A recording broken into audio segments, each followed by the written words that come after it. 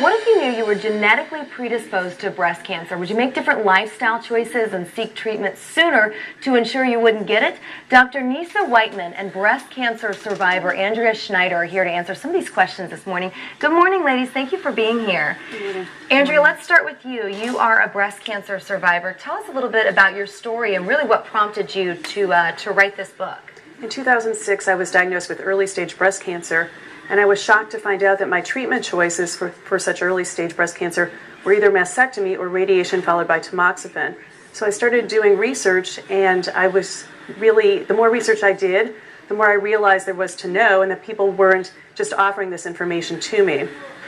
And I'm noticing it's called You Are Not Alone, and the front picture there is you with your kids, and it looks like you have a daughter. Right. Is that part of the reason that sort of inspired you to want to get the information out there so that our daughters and folks in the future won't have to go through what a lot of us have had to? That's right, Erica. So I want to make sure that other women know this information. I think the information I put in my book is information that should be known by every woman, but yet isn't always common knowledge.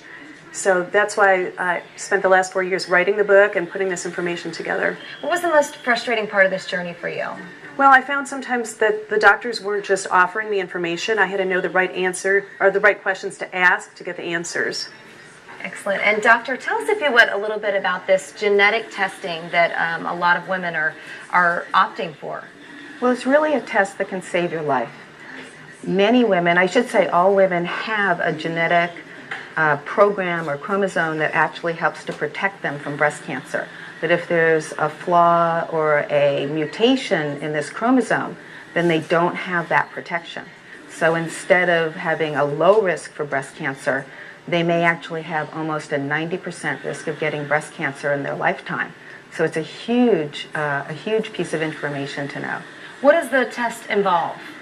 It's called a BRCA test, and it's either a blood test or it can be a mouthwash test, switch and spit. So we can get the cells that we need from the lining of the mouth, or just a regular blood test that you would normally get. Is this something that you would recommend for a lot of women? Well, really, it's not indicated for most women, but really women with a high family history of breast cancer or ovarian cancer. And you actually reviewed Andrea's book and sort of helped her with this process. What did you learn through that journey? Well, I was really impressed to learn about Andrea's journey and how she became so proactive, which I think is so important, to be your own advocate and proactive in your health care. And I think just having these conversations really, really helps a lot to get it out there, to talk about these issues so that it's not something taboo, but something we're actively talking about and informing people about. Do you agree? I agree. And so you really need to be your own advocate, like the doctor said, and you need to know information. Information is power. You can't just take the easiest solution to the problem. So women that are doing this testing, what sorts of things are they doing if they are testing positive for the gene? Well, it's interesting. And there's really two ways to look at it.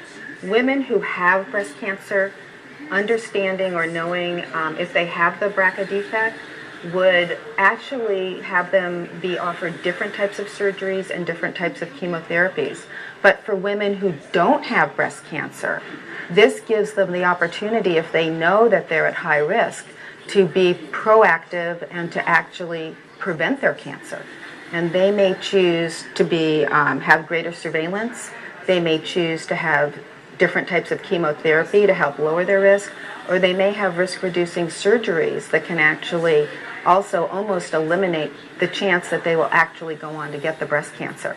So it's really very important information. Absolutely. And the book is out this month? Yes, it just came out about a month and a half ago. And what sort of response have you gotten from people who've had a chance to sort of preview it? I would imagine you're getting a lot of feedback from other survivors that are probably encouraged by your journey. Right, very positive feedback from survivors as well as other women who were recently diagnosed and other women who just want to learn more about preventing, detecting, and dealing with breast cancer if they get it or a loved one gets breast cancer. It seems like we all know somebody or have a loved Right. one that's impacted by this. Right, that's true. It's very far-reaching. Right. What would you like to say to women out there about breast cancer and in general?